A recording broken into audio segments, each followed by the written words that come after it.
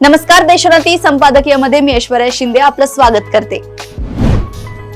गेल्या काही दिवसांपासून अजित पवार आणि शरद पवारांमध्ये सातत्याने होत असलेल्या भेटीगाठी, पवार परिवारातील कौटुंबिक जवळीक या पृष्ठभूमीवर दोन्ही पवार आणि अर्थातच दोन्ही राष्ट्रवादी काँग्रेस एकत्र येणार का, ही चर्चा कायमच सुरू असते। परंतु आतापर्यंत त्या संदर्भात शरद पवार उघडपणे फारसे काहीच बोलले नाही।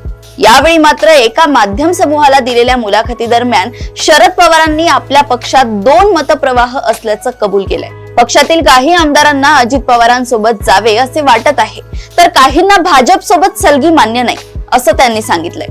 सत्तेसोबत जायचे की नाही, संसदेत विरोधी बाकांवर बसायचे की सत्ताधारी बाकांवर, या संदर्भात निर्णय घेण्याचा अधिकार सुप्रिया सुळेंना असल्याचं सांगत शरद पवारांनी एक प्रकारे पुढच्या घडामोडींचे संकेत दिले आहेत।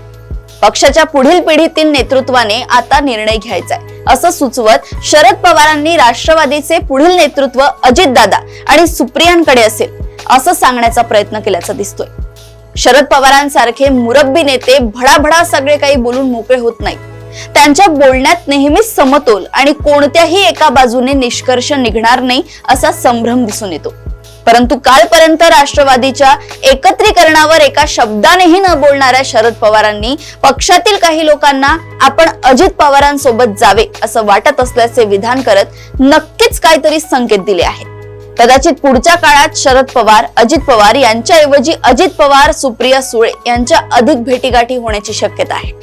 इंडिया आघाडी सध्या सक्रिय नाही आणि महाराष्ट्रात तरी सध्या इंडिया आघाडीचे अस्तित्व नाममात्र दिसते। या पृष्ठभूमीवर पुढची 4 वर्षे हातावर हात देऊन बसण्यापेक्षा सत्तेचा हात हाती घ्यावा असा व्यावहारिक विचार शरद पवार करत असतील तर ते त्यांच्या आजवरच्या राजकीय वाटचालीला अनुसरूनच असेल। अशाच राजकीय घडामोडी व अपडेट सोबत पुन्हा भेटूया देशोन्नती संपादकीयमध्ये। बघत रहा देशोन्नती। नमस्कार।